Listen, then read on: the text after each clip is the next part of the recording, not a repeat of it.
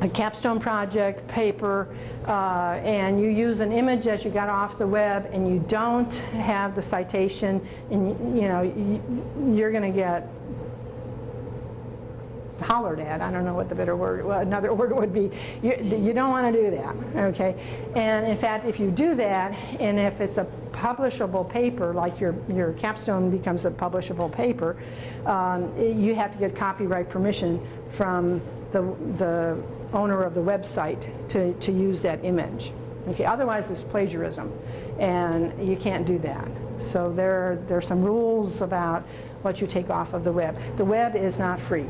Okay, everything that you find there is not free. And if it's on a particular website, you have to give credit to it. So that's any of your images that you get that Yep. you want to use in your presentation? Right. No, you have to put the citation. If it's a publishable paper, if you're writing an article and you're using something, you got to get permission from the owner of the image.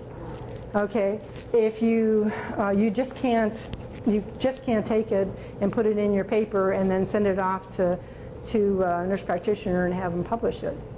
That won't work. So like okay, so if it's anything that's published, okay, irregardless, if you're doing it in a PowerPoint, you should put the source there. So people who see your PowerPoint presentation know that you didn't create that image, because they said, gee, I've seen that before, exact same image. And so you put the source, and then you'll be safe in terms of, okay, that's what I'm using. But you're not publishing that PowerPoint, so that wouldn't be a problem. Okay, yeah. Your images that are currently inside the computer, do you cite those as well? You have to be very careful. If you go to the if you're going to do a poster, I'm going to do a 4x6 poster, take it to a national meeting. On the RMU home site, there's a, whoa, you all right? Okay. Okay. Well, let's see if I can get this dude working here. On the RMU website, there's a logo, RMU logo on the home page. You can take that logo and click on it. It's an image. Drag it off to the desktop, and then go ahead and put it on your poster. Okay. However, you're representing the university with your poster. Okay, so because in there it'll say that you're a doctoral student or graduate from Robert Morris University. So that's going to be on there. And so the idea here is that when you're doing something for the university itself, you don't have to be as concerned about how you're doing that. Let me see if I get this right up here. Here we go. Whoops, go back here. Okay, here's the Robert Morris logo over here, and that's an image. Well, they've locked it, so I can't take it off of there. But many images you can click on, drag them, put them on the desktop, and then use them. When I was at Missouri State, we could use the official logo, but we could not use the sports department logo. Okay, the SMSU bear. It was a bear hanging out of a U. You couldn't use that. So, it was sort of like going to a meeting and seeing some of the Missouri State posters that were put up there, and there's that bear logo. They didn't read the rules, but there are rules in how you can use them. I mean specifically the clip art that comes with your computer. The clip art that you take off, if it says free clip art, you don't have to indicate where you got it from. But everything else is not free. Okay, it is owned by someone, and by putting the identifier on there, just right underneath the image, you can put it in smaller font and just say, this is the source, www whatever. Okay, you have to indicate that. I'm sorry? If it's free, okay, you have to You have, but Google, when you do an image search, that's not all free clip art. You can plug in to your search engine clip art, free clip art, and you'll get to sites that have free clip art. But most of the images that are on the web are, if you click on the image and you get to a home page, you know, you have to look to see, because many of them will say this image might be copyrighted.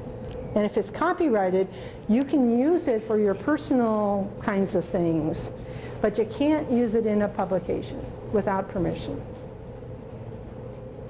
I was going to say the same thing. If you right click on every image, it's copyrighted or it's copyrighted. Right. Yeah. So you have to be careful.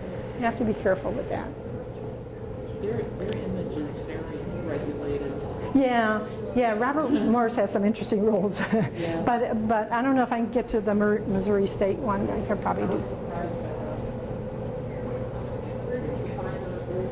It's on their website. They have like use of Robert Morris logo and what size, color.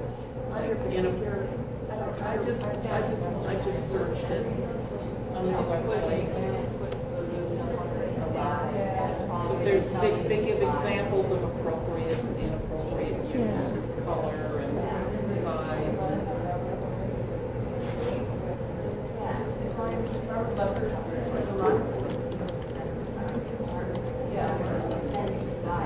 One of the problems with Missouri State is that there's a lot of MSUs, so we don't have, let's see if we can find it here. Okay, this is the logo up there for Missouri State, and basically what it's telling me that it's locked, and so universities has gotten a little smarter because people can take those logos and go to t-shirt companies and print off bunches of logos. So I'm sure you're not going to be able to get the Pittsburgh Steelers or Pirates logos either. So, but generally what you can do is just go ahead and grab it or click on it and copy it and then paste it on somewhere and you have access to it. But if you want to find out about the logo, you could maybe type in logo rules, okay, at Missouri State. Okay, so then it talks about the logo and who can use it and whatnot. So there's, basically I'm using the search engine at Missouri State, the search engine on their server. I'm not using Google to do this. This is Missouri State's search engine that's doing that. Okay. That would be a vertical portal. Right. That's very good. Very good. Okay. Now we're going to take a break in about a half hour, but if anybody needs to head off to the restroom before then, you can do that. What we're going to do is PubMed. And, well, not PubMed. We're going to go ahead and do the NIH. Yesterday I told you I was having some problems with understanding the terms. Okay. Well, we'll get them. That's what the course is all about. If you folks knew everything, I wouldn't have to teach anything, and you can go home, right? 2, 3, 4, 5. 1, 2. Okay. Here, I was going to bring it back to her. Okay. Excuse me. Here you go. I was going to come and pass it the other way.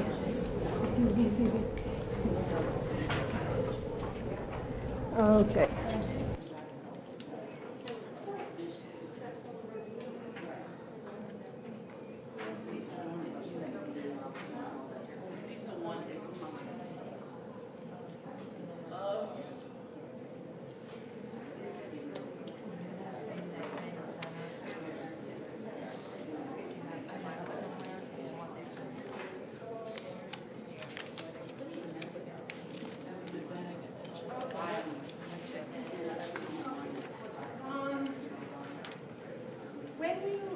And I haven't gone through the little quiz yet in terms of your answers. I glanced at some things, but I haven't gone gone through the whole thing, so I'll do that today. I have a little bit more time today. This is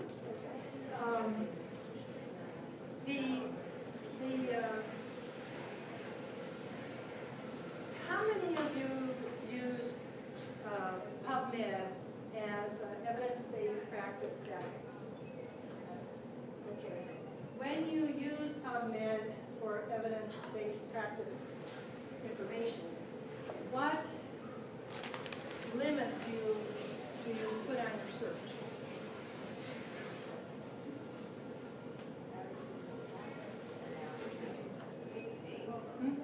I read every article, but I usually do a full text and then I do a specific date.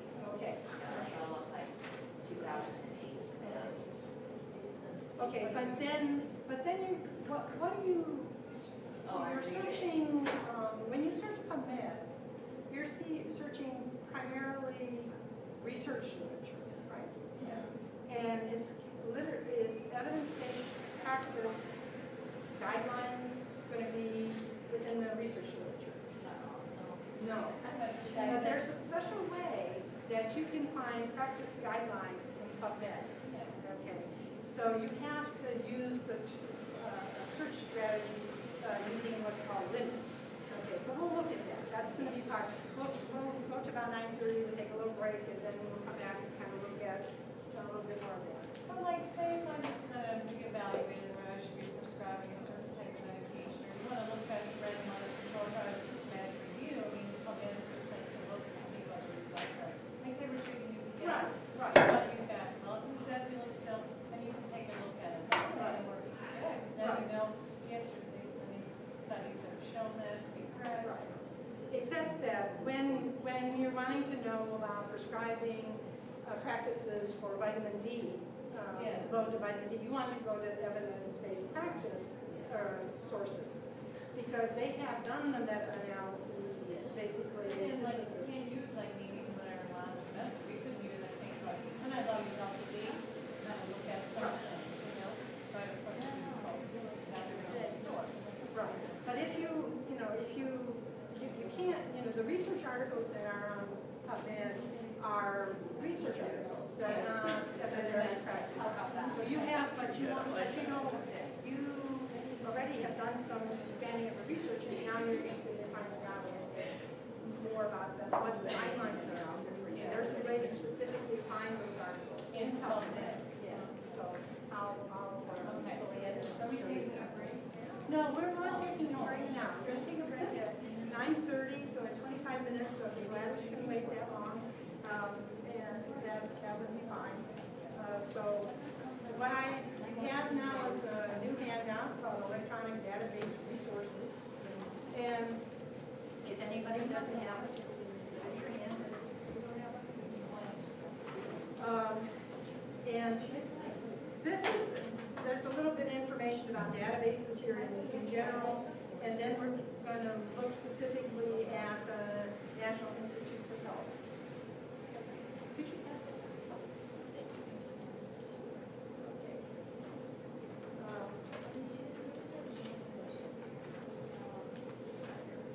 Okay. Okay, but the beginning question is now, I guess I could move this off of the white. The initial question would be, what in the world is a database? And a database is a catalog. It's like a catalog that, or an index that has all the information in a particular area. So your phone book, for example, if you still have a paper phone book, is set up as a database often. Because you have entries and you have a name and you have an address, you have a telephone number, you might have a website that they have or their URL or whatever, their email address. So you have information you can put in. You can also do this electronically, create address books electronically. We're going to look at the nursing informatics handout, and we're going to go ahead and create a database. So basically, setting up a table with lines, okay, the rows and columns, And here we might put the subjects, so first, second, third, fourth, fifth. And then we're going to have variables over here, variable 1, variable 2, variable 3, whatever. So if I was setting this up like an address book, I might put last name as the variable, last name. And the first variable 2 might be first name. Okay, and so then what I would do is the border here and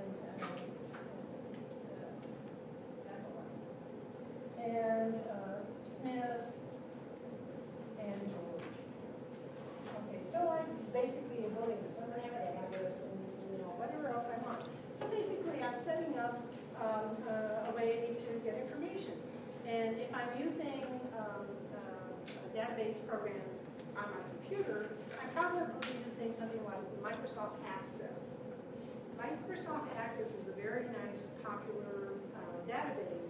And so you could set up an address book in there, and then you can actually search within that database for George Smith. Okay, and the information would pop up, name, address, phone number, all the things you want to know.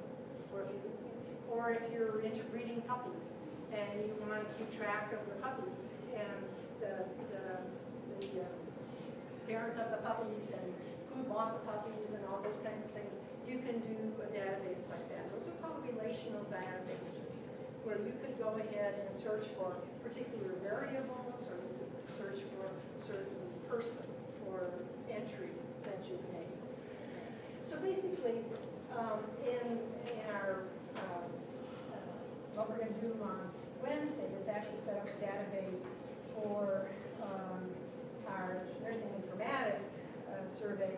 And so the first, I can't remember what the first question was, but you're basically going to have something like, are you very comfortable, are you comfortable, are you unsure, or not applicable, or are you very uncomfortable, whatever. I don't remember the topic. So those are going to be meaningless. You need to put numbers in 1, 2, 3, 4. So maybe the first person said 2 here, and then the next question they said 3, and next one 2, and next one 1, and next one 1. They really got smart and had all the things that they were comfortable with. So basically, you're setting up a bunch of numbers. Data are just numbers. This information is not information. It's just a number, and you're going to use that number in some way. So individual personal databases. Access is a good one for Microsoft users. They used to put it with Microsoft Office, but they don't do that anymore. So if you want to use a database for your business or whatever, you really need to purchase it from Microsoft to use it. FileMaker Pro is another one that's used quite a bit. For the information technology department here, they're probably using a more professional database program that they can put on a server. And so MS SQL is a Microsoft application. Oracle is another one. IBM has one. We use databases when we go searching through the libraries at Robert Morris or at National Library of Medicine. Okay, because those are databases. That's where all the information is. You know, in the old days, we had card catalogs. We had some nice trays. We had every book and journal was put in there and in the library, and you went to the card catalog to look for things. But they've kind of gotten away from the card catalogs because one of the bad things that happen is that students and sometimes faculty and sometimes other patrons would go to the card catalog and say, oh, gee, I don't have a piece of paper to write anything down. So they just take the card out of the catalog and take that with them and go find the journal or whatever they were looking for. And they didn't return the card. Okay, so they do come along and they're looking for the same thing in the card catalog, and you can't find it. They didn't even know the library doesn't have it. But they really do. It's just that somebody took the card out. You can't do that with electronic database. You can't pull the card out. Only the authorities can do that. Healthcare databases, your electronic health records, electronic medical records are basically set up as databases. Proteomic and genomic databases store all kinds of information. If I want to see an image of a vascular cell adhesion molecule looks like, I can search for that. I can search for a VCAM image and in a database, and there's thousands of other proteins and genes that are illustrated there. Bibliographic with your libraries, chemicals. At the toxicology websites, they have databases for all the chemicals. So that if you're, I remember my husband called me one time. I was doing my little bit of stress reduction activity, toll painting at a local hobby shop, and he called and said, "Adam just ate some mushrooms." I said, "Well, I hope you enjoyed them." And he said, "No, they were outside." So he was worried about poison mushrooms in our backyard. And I said, "Well, watch them." And I said, "I don't think we have any poison mushrooms in our backyard." But we didn't have computers at that time because I was a little kid. And it was sort of like, well, now we could plug in at a toxicology site, poison mushrooms or white mushroom with pink spots on it, and you can go ahead and find that mushroom and find out whether or not it's poisonous or not. Then you should worry about it. What do you do about it? So we do have those databases, and of course directories. We're going to talk about patient health care records, not this week, but during the rest of the semester. And so I'll kind of skip over the information that you could find just kind of briefly right now. Some of you are using a lot of electronic health records. Some of you are just beginning your practices to have them be implemented. And there's a lot of great things that can come from that, but there's also some negative aspects to that. And certainly one of the big problems with the medical databases or healthcare databases is that the entries are incorrect. Okay, so that there's human error in putting the information into the database. And when you have human error, that's harder to correct and harder to identify. So that's a major problem they're having right now. There's also a lot of question and not a lot of research about does using electronic health records really make a difference in the cost of health care? And the answer is probably no. Okay, there are some early studies that are just coming out are showing that the cost of maintaining the records and upgrading and vendor yearly fees and things like that are going to make it very expensive to maintain the electronic health records.